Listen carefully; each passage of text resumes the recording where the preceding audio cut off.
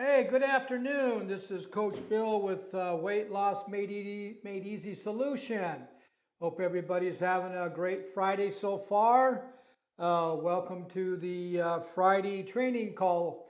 Today's topic is what's the benefits of doing a non-fasting day and what is a non-fasting day and a fasting day?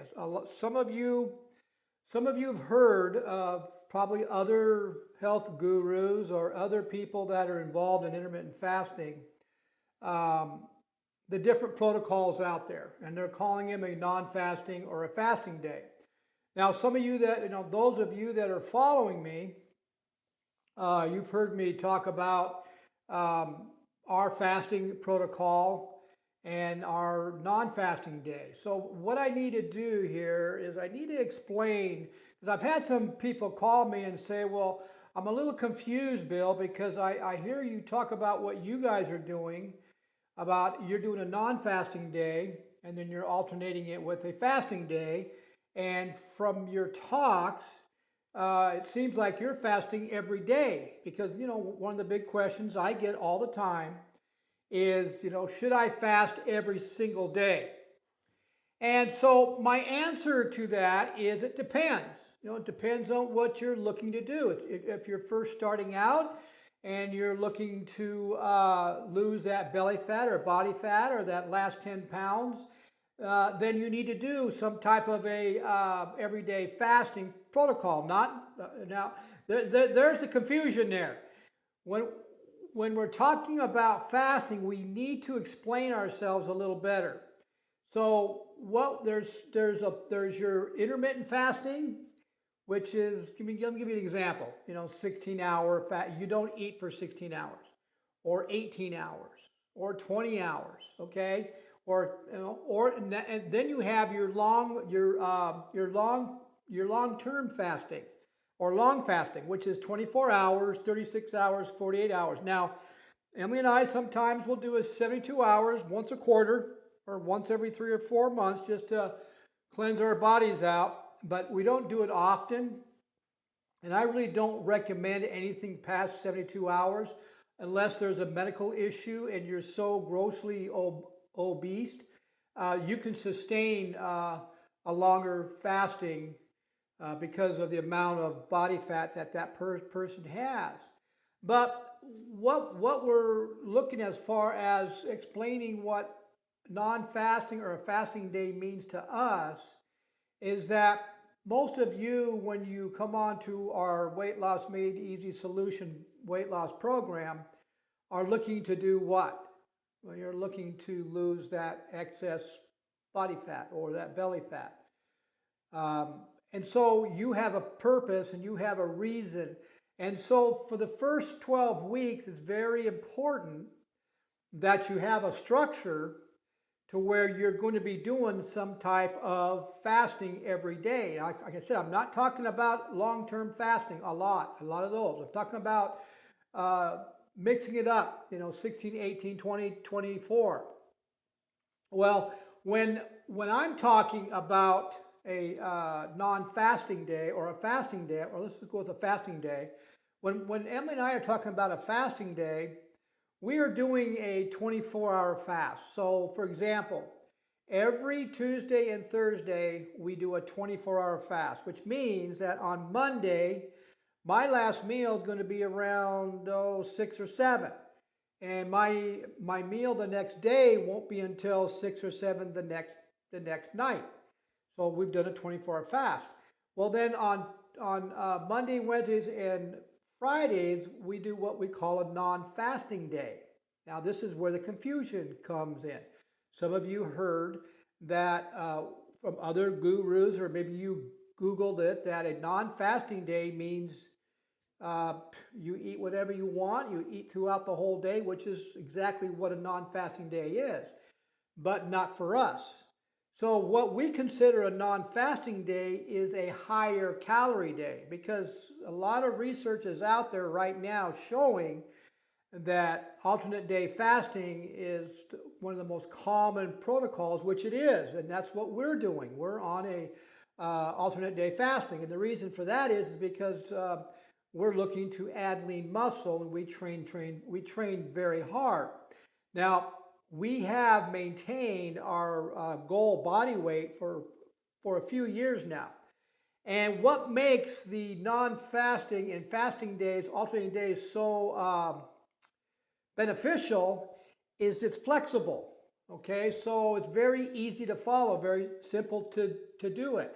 And most people can do it because, you know, you have a day where you're fasting for 24 hours, but yet you know that the next day you can eat whenever. You can get up in the next morning, eat at 6 o'clock if you want, or you can eat at 9 o'clock, or eat at 10 o'clock, and you can eat 2 or 3 meals that day, or 4 meals. It doesn't matter. You can eat whatever you want that day because it's a non-fasting day. But for us, we maintain our meal plan to a primal eating, which is a higher fat, moderate protein, low carbs. We stick to that protocol even on our non-fasting days. But we just add more meals or snacks to bring our calories up higher. And we want to make sure that we're getting enough protein because we're looking to add more lean muscle. Now, those of you that are looking to lose that belly fat or body fat, now it's a different story. Okay, so you have a different reasoning to go to do a longer or a consecutive fasting. And so for I have to explain to them. It says we've always, every one of you guys are doing some type of fasting, rather you know it or not, because you finish your last meal at night. You go to bed and you're sleeping, so you wake up the next morning. Well, obviously you're not going to eat anything while you're asleep, so you've done some kind of fasting, a 10-hour fast or a 12-hour fast or a 14-hour fast. So basically, technically, you're fasting every single day, right? But what we're doing is we're extending that fasting out a little bit longer because why? Well, the longer you fast, the more of your own body fat you're going to burn, and the more ketones you're going to produce through the liver. And the longer you fast, you actually do not have an appetite because the fat has a hormone in it that actually depresses depresses the craving for food or sugar or starchy foods. So your body starts to. So you want to get into that fat, your own fat, because that's where the hormone is that's going to depress your cravings, okay? And it just makes sense, right? You're looking to lose that belly fat or body fat. Wouldn't you think it'd be smarter to actually go after the fat that's in those cells as your main source of fuel while you're not eating? Yeah, that kind of makes sense to me. That's why these 4 protocols, or that's why intermittent or primal eating, intermittent and prolonged fasting is working so well, and it's nothing new. It's been around for decades. The doctors have been using it for decades, guys. It's just coming out more often because more and more doctors are seeing the benefits of it for many disease models. One of the biggest ones is it's reversing type 2 diabetes. And that is a biggie because right now, type 2 diabetes in young and the old is pretty much up in an epidemic now. But a lot of the kidney specialists are seeing that the medication obviously is not working. You guys know that. If you guys know somebody has type 2 diabetes, or even if you have it, they've been on the medication for 5, 6, 10, 12, 15, 20 years. They still have it. So the medication isn't going after the root cause, is it? Well, the kidney specialists and the doctors are realizing that if they address the root cause, which is a hormone that is out of control, if they depress it and bring it back down to a healthy level, then the type 2 diabetes and obesity goes away and you start losing weight. Okay, so that's why these different protocols that we're talking about, alternate day fasting, now they got OMAD, they got warriors, they got all kinds of weird names for them. But for us, our non-fasting days, all that means is that we are eating more calories that day. We do not eat breakfast at all. We haven't eaten breakfast in years. What we do is we work out in a fasted state always. We always work out in a fasted state because we want to take advantage of the health benefits. We want to take advantage of the growth hormones that are going to slow premature aging, and we want to elevate the muscle building hormones so that we can put on lean muscle at this old age that we are, which is all this is science proof. This is all science, okay? And so we're going to always work out in a fasted state to take advantage of an environment with this called autophagy. And you guys have heard me talk about that before. But then around, we get home around 12:30, 1 o'clock. We have done an 18-hour fast. So our normal protocol is 18 to 20 hours on Monday, Wednesdays, and Fridays. So we're fasting every single day. We've been doing it for years. Okay? But that's our protocol. But what's interesting and what we're learning is that there's always new science coming out, guys. And that's why it's so important for Emily and I to do continual education and to keep researching all the new science so we can bring it to you guys. And of course, we're going to try it ourselves.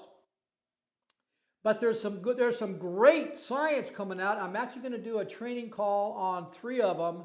I'm not sure when yet, but I'm going to do a training call on 3 where they even found, I mean, this is really crazy stuff.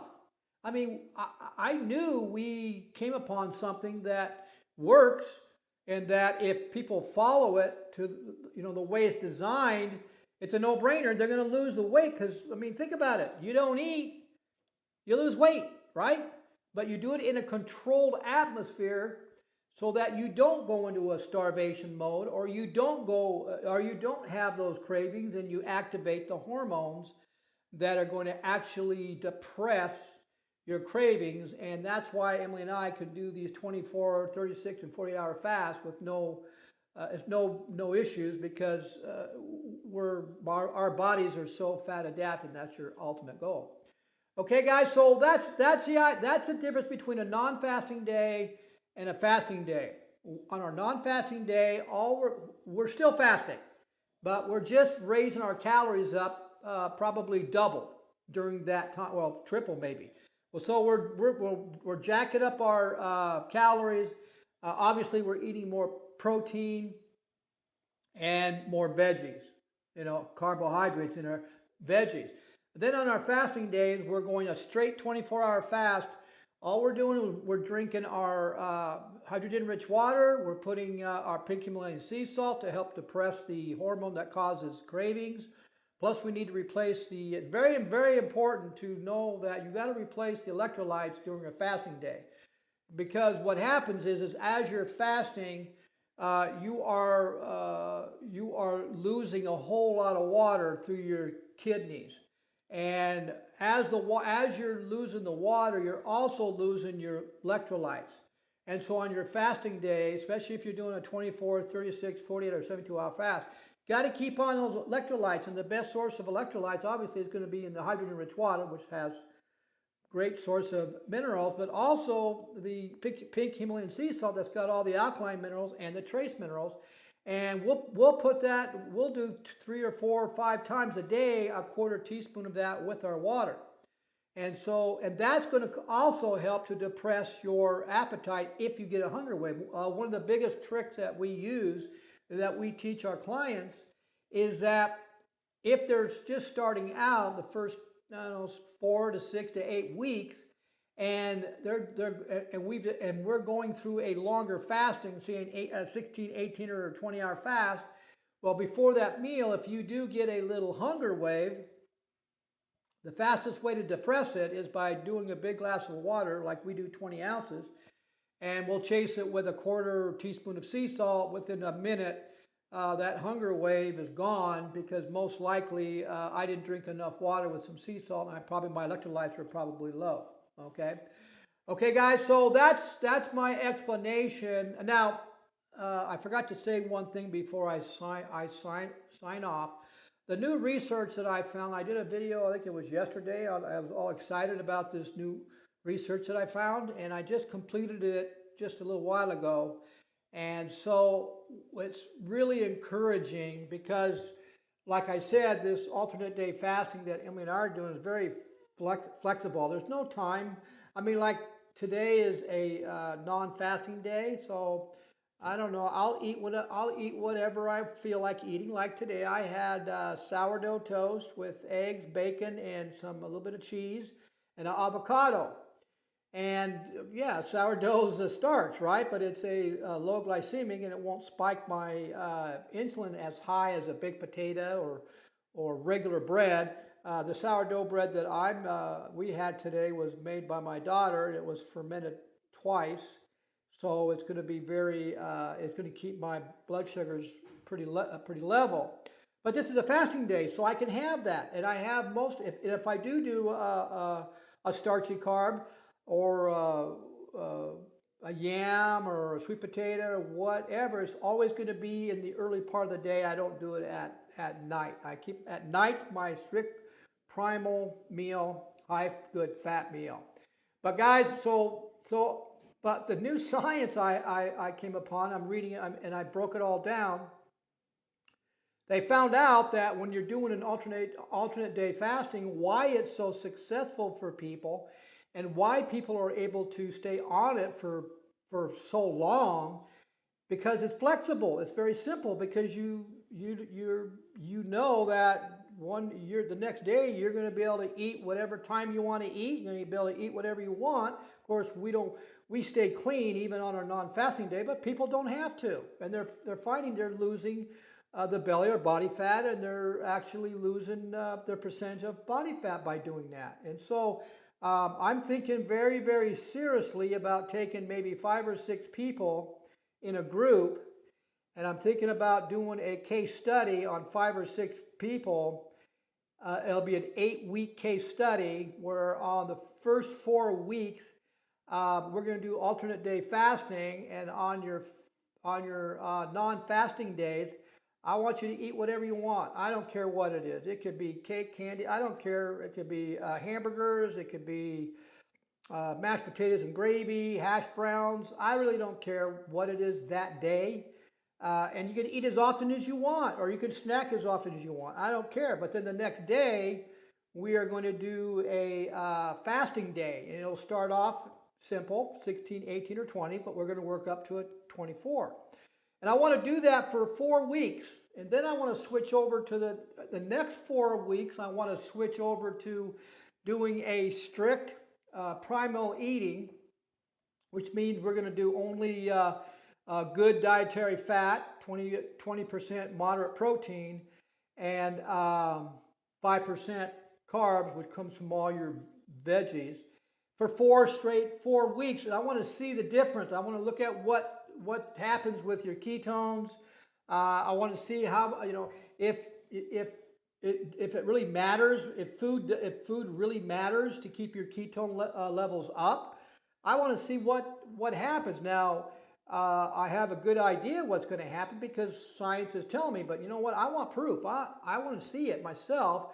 And I think this would be a great case study for some of you guys out there. If you know somebody that might want to try this, then just let me know. Okay, guys. So, guys, I hope there's some value here. I hope you might have learned something here, and